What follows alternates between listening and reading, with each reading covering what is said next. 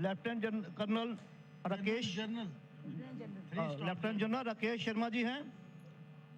मैं श्यामलाल शर्मा जी से विनती करूंगा। ओपनिंग शाजिया जी कर। नमस्कार साथियों, आदाब। नमस्कार साथियों, आदाब। खटाखट साम्राज्य के सुल्तान साहब ने कुछ नई और अजीबोगरीब बातें कही हैं। एक ऐसे हमारे शहजादे हैं जिन्होंने हाल ही में संविधान को देखा है और सहा है, लेकिन संविधान की प्रति उठाने वाले उस खटाखट साम्राज्य के शहजादे साहब को शायद इस बात का संज्ञान नहीं है कि देश का संविधान क्या कहता है। राहुल जी यहाँ पे आए, कई बातें कही, कई वादे उन्होंने किए। एक ये भी वादा कर डाला कि वो स्टेटहुड देंगे, बावजूद इसके कि ये वादा पूरी तरह से केंद्र सरकार ने पहले ही दिया है, उसको लेकर कोई इफ और बट है नहीं। वो एक मैंडेट है सरकार का, और ये जानते हुए भी कि इस तरह का वादा सिर्फ केंद्र सरकार दे सकती है। अव्वल तो उम्मीद नहीं है कि उनकी सरकार बनेगी, और अगर बनती भी या बनेगी भी, जो लगता नहीं है जिसके इम्कानात किसी को, तो वो देना चाहेगी भी तो दे नहीं सकती, क्योंकि ये काम सिर्फ केंद्र सरकार का है। तो राहुल गांधी जी, संविधान की प्रति उठाना, उसकी दलीलें देना, उसको लेके घूमना फिरना एक चीज है, संविधान को समझना बहुत बड़ी चीज है। दूसरी बात, नए नए आरक्षण परस्त हैं भाई साहब, हमारे खटाखट साम्राज्य के शहजादे साहब, और ये कहते जा रहे हैं आरक्षण की बातें। अपने पिता की बात को उन्होंने नकारा, अपनी दादी की बात को उन्होंने नकारा, अपने परदादा की बात को भी उन्होंने नकारा, सोचिए। और अब कहने लगे आरक्षण की बात। ये वही राहुल गांधी है जिनके पूरी परिवार ने लगातार कहा था ना जात पर ना पात पर मोहर लगेगी हाथ पर, जिनके परदादा ने बाकायदा पत्र लिखे थे हर एक सीएम को और कहा था कि अगर हम लोग मेरिट पर नहीं और आरक्षण पर के हिसाब से प्रतिनिधित्व करेंगे तो जो शब्द का इस्तेमाल किया था, मैं शब्द कहने से बचूंगी, लेकिन कहा था वो देश के लिए अच्छा नहीं होगा। सोचिए, उनकी परदादी जिन्होंने ये इंश्योर किया कि बाबू जगजीवन राम कभी भी प्राइम मिनिस्टर ना बने, क्योंकि अगर खुदा ना खास्ता वो एक बार बन जाएंगे तो हटेंगे नहीं। वो राहुल गांधी जिनके पिताजी ने 10 साल तक मंडल कमीशन को लटका के रखा, वो राहुल गांधी जो खटाखट साम्राज्य के बेताज बादशाह हैं, शहजादे हैं, वो अब कुछ ऐसे वादे करने आ रहे हैं जिन वादों से उनका लेना देना नहीं है। काश उन्होंने संविधान पढ़ा होता, जगह जगह दिखा रहे हैं, काश वो जानते कि उस लाल किताब में क्या है। साथियों, सबसे पहले तो ये कि जिस तरह से उन्होंने वादे खटाखट के किए थे, वैसी जो वादे स्टेटहुड के कर रहे हैं, वो वादा ना सिर्फ एक डिक्लेरेशन है, बल्कि केंद्र सरकार द्वारा सुनिश्चित पहले किया गया है। और संभव नहीं है किसी भी तरह से कि वो, यानी कि राहुल गांधी, बावजूद इसके जो इसके, हालांकि मुझे इसके इम्कानात नज़र नहीं आते कि वो कभी भी राज्य सरकार के तहत वो कानून हो कि वो किसी भी यूटी को राज्य बना दे या किसी राज्य को यूटी बना दे। ये काम सिर्फ और सिर्फ सेंटर का होता है। और भी इन बातों पर गहन चर्चा करेंगे, देखेंगे भाई साहब ने और क्या क्या नई चीज़ें डिस्कवर की हैं अपने देश, अपने संविधान और आरक्षण के बारे में। लेकिन उससे पहले मेरे बड़े भाई, हमारे बहुत ही सीनियर लीडर श्यामलाल जी से मैं गुजारिश करूंगी कि आज के राहुल गांधी जी के जो भी अनाप शनाप बयान हैं, उनके बारे में उनकी क्या सोच है, वो आपके बीच, आपके समक्ष रखें। धन्यवाद बहन शाजिया जी। पत्रकार बंधुओं, आप लोगों के समक्ष आने का हमारा कारण बहन जी ने तो रखा है, लेकिन एज ए डोगरा आपको पता है कि हमने कभी भी, डोगरों ने अपनी आन बान शान के साथ कभी समझौता नहीं किया।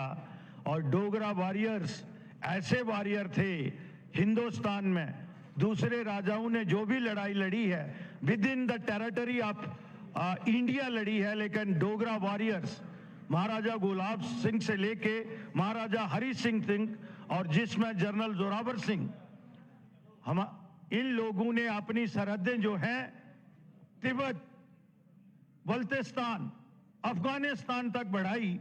और आज मुझे लगता है कि कहीं ना कहीं एक आदमी दिल्ली से उठता है और यहां आके जम्मू संभाग में और कश्मीर संभाग में बनाल के इस पार और बनाल के उस पार एक बात रखते हैं, और वो बात जो है वो 1931 से और 1949 से जुड़ती है। मैं आज पुंछ और मेंढर में था, तो जब मुझे पता चला तो मुझे लगा कि मैं वारिस हूं डोगरा, जो हमारी यहां की सल्तनत रही है। 125 साल डोगरों ने जम्मू कश्मीर में राज किया है, कहीं भी मेरे राजा महाराजाओं पे एक भी स्पॉट नहीं।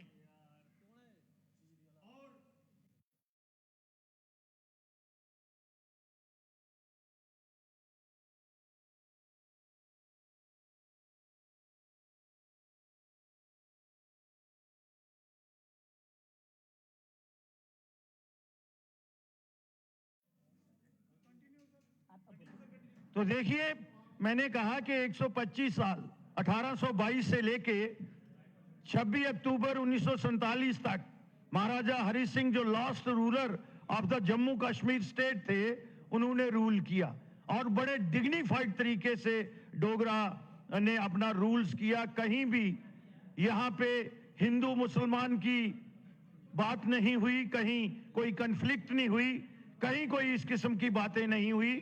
लेकिन मैंने 1931 की बात की है और 1949 की बात की है। आपको पता है कि यहां पे मुझे लगता है कि उसमें कांग्रेस का उस समय भी ये साजिश रही होगी, जो 2 नेशन थ्योरी की बात थी। शेख अब्दुल्ला को यहां प्रमोट किया और शेख अब्दुल्ला ने यहां मुस्लिम कॉन्फ्रेंस बनाई, जिसमें जो बाद में नेशनल कॉन्फ्रेंस बनी। आज राहुल गांधी की बात से ये बात जुड़ती है। और उसके बाद उन्होंने ये बात भी कही कि हमने महाराजा हरि सिंह या राजे महाराजाओं को यहां से निकाल दिया, तो वो बात 1949 के साथ जुड़ती है, जब ये कंडीशन शेख अब्दुल्ला ने रखी थी पंडित जवाहरलाल नेहरू के सामने कि जब तक आप महाराजा को यहां से जिला वतन नहीं करते, तब तक मैं यहां काम ठीक तरीके से नहीं चलने दूंगा। डोगरों ने तब भी खून का लहू पिया था, और वो पिया था लहू, और अपने जिगर में आज तक हमारे में वो आग है। लेकिन ये लोग हमारी कहीं ना कहीं जो हमारी क्रेडिबिलिटी है, जो डोगरों की आन बान शान है, आज राहुल गांधी जी ने, मैं तो उसको ज्यादा सीरियस लेता नहीं, क्योंकि मैं रहा हूं उनके साथ, मुझे पता है उनकी कैपेसिटी क्या है, और मेरा काफी आना जाना रहा है वहां पे। मैं उन बातों में नहीं जाऊंगा, मैं तो ज्यादा सीरियस नहीं लेता।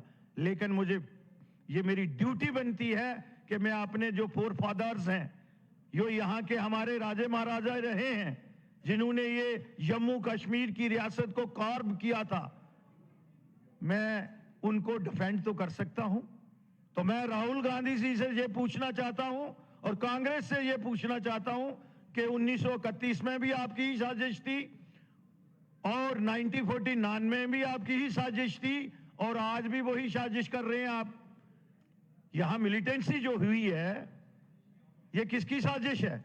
1986 का अगर यहां कार्ड नहीं करते ये लोग, तो आज यहां ये कत्लो गारत नहीं होती।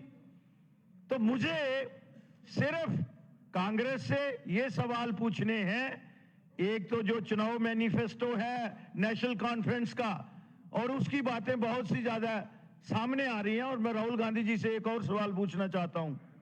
हरि पर्वत का नाम कोहे मौरान रखा है, और उसी में राहुल गांधी जी को मैं उनका वंशज नहीं मानता हूं, बड़े वसूख के साथ कह रहा हूं, जुम्मेवारी के साथ कह रहा हूं।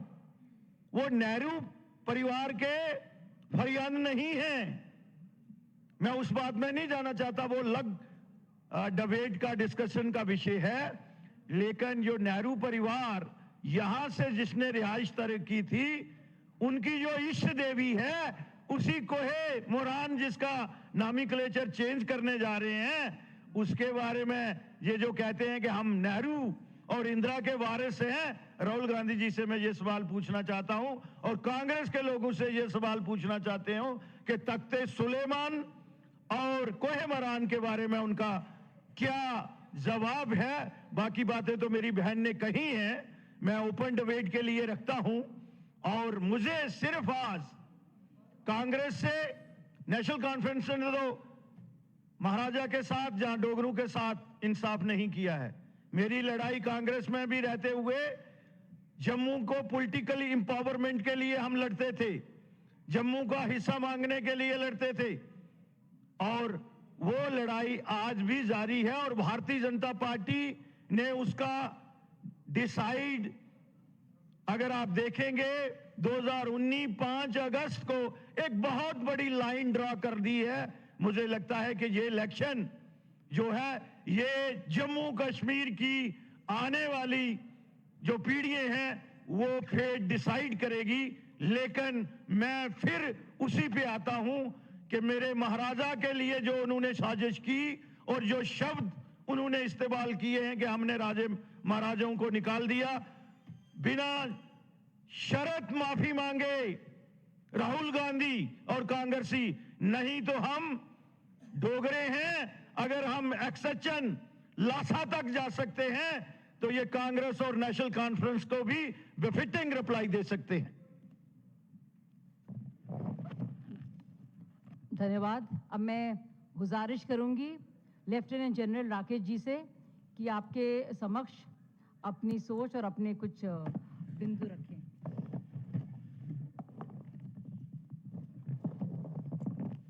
धन्यवाद शाहजा जी, धन्यवाद श्याम जी। ज़्यादातर आपको बता दिया गया है, लेकिन मेरा सिर्फ इतना कहना है कि राहुल गांधी पहले ही जब आते हैं, जम्मू कश्मीर में आते हैं, तो हमारी जो अस्मिता है, जो हमारी हेरिटेज है, जो हमारी हिस्ट्री है, जो हमारे पूजनीय हैं, उन्हीं के ऊपर में वो लांछन लगाते हैं। ये कैसी उनकी एंट्री हुई है यहाँ पर।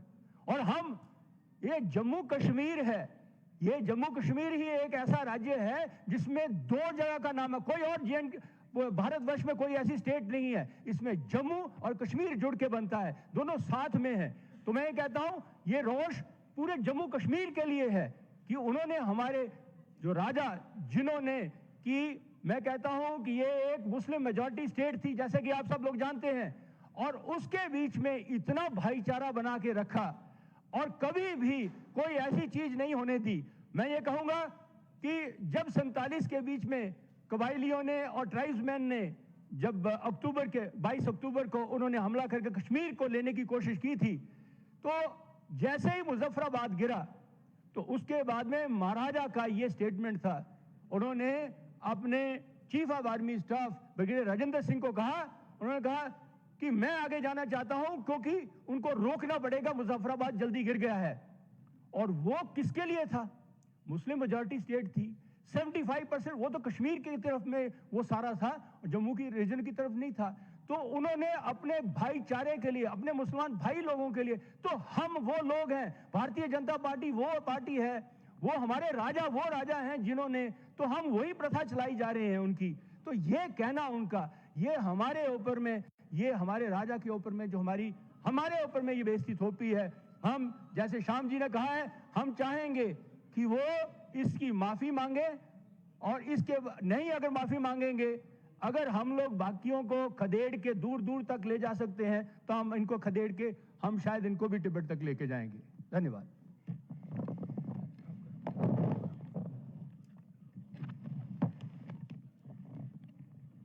साथियों, कुछ और भी बातें कही हैं राहुल गांधी जी ने, जैसे कि मैं लगातार उनको कहती हूँ खटाखट साम्राज्य के बेताज बादशाह। उन्होंने बिजली के बारे में बहुत बड़ी बड़ी बातें की हैं। एक सवाल उनसे है, वैसे तो बहुत सारे सवाल हैं, कि राष्ट्रीय ध्वज को लेकर क्या सोच है, एलओसी ट्रेड को लेकर क्या सोच है, आर्टिकल 370 को लेकर क्या सोच है, यहाँ पे आरक्षण को लेकर क्या सोच है, संविधान को लेकर क्या सोच है, पाकिस्तान के साथ डायलॉग को लेकर क्या सोच है। लेकिन कम से कम ये तो बताएं कि हिमाचल में जहाँ उनकी सरकार है वहाँ 3 जुलाई इसी साल के क्यों उन्होंने जो 300 यूनिट फ्री बिजली बांटने की बात कही थी उस सब्सिडी को कैंसिल किया? क्यों कहा कि भाई वादा तो कर लिया था लेकिन वादा पूरा नहीं कर सकते? तो कम से कम उसका तो सवाल दें कि जिस वादा करके वो आए थे उस पूरे वादे का खिलाफी क्यों की उन्होंने और किस बिना पर उन्होंने पहले वो वादा किया था? क्या इसी तरह से वो एक बार फिर से खटाखट की बातें करके लोगों को भ्रमित करने, लोगों को बेवकूफ बनाने और लोगों की जो अस्मिता और प्राइड है, जो उनकी डिग्निटी है, जो उनकी लेगेसी है, उसको अपमानित करने आए हैं? जो हमारे डोगरा राजा रहे हैं, जिनकी वजह से, जिनकी सोच की वजह से जम्मू एंड कश्मीर भारत का हिस्सा है, उसको अपमानित करने आए हैं? कुछ और आपके सवाल होंगे साथियों, आप पूछ सकते हैं।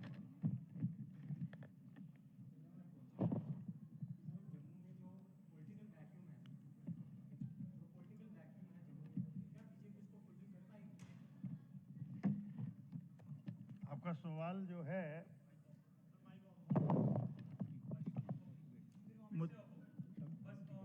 मुझे लगता है कि भारतीय जनता पार्टी में अगर आप देखेंगे तो गैलेक्सी ऑफ लीडरशिप और 3 टियर सिस्टम जो है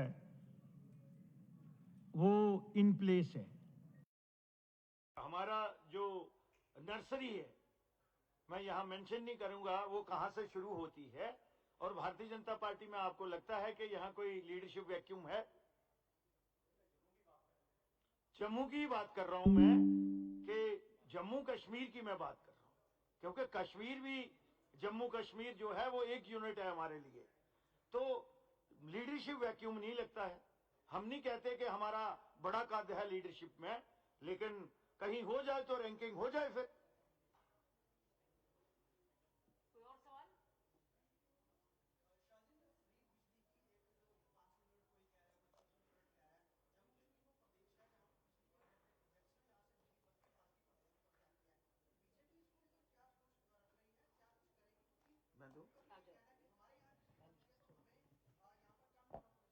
देखिए, 1-2 दिन में हमारा मैनिफेस्टो आ जाएगा।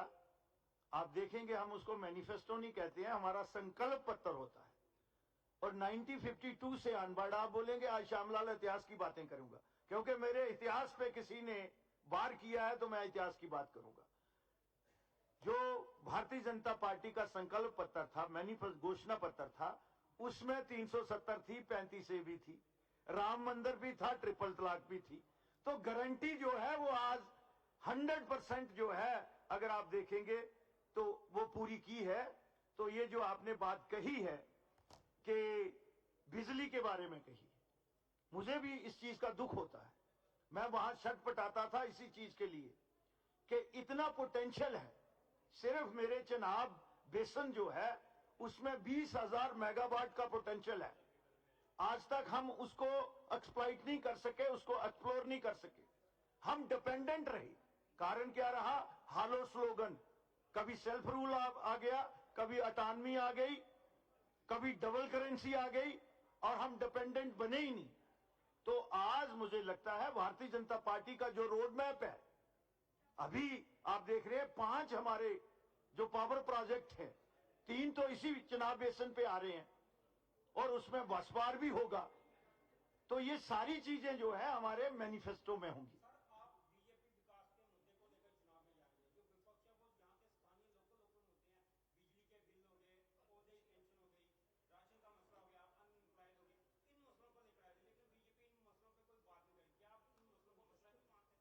मैं आपको ये बताऊंगा, अगर आप पेंशन की बात करेंगे तो 1,000 पेंशन किसने की?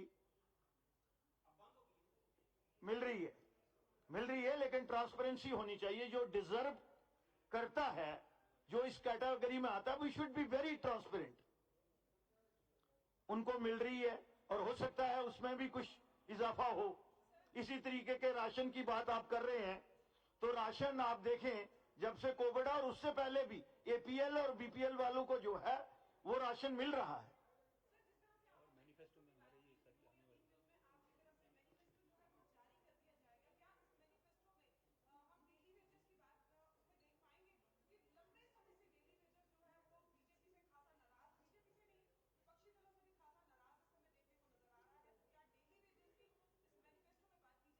देखिए, जितनी भी सक्सेसिव गवर्नमेंट रही हैं, चाहे मैं भी उनका पार्ट रहा हूं, वो सबसे नाराज हैं और उनके साथ इंसाफ नहीं हुआ। मैं आज इस मंच से यही कहता हूं कि उनको भी इंसाफ मिलेगा।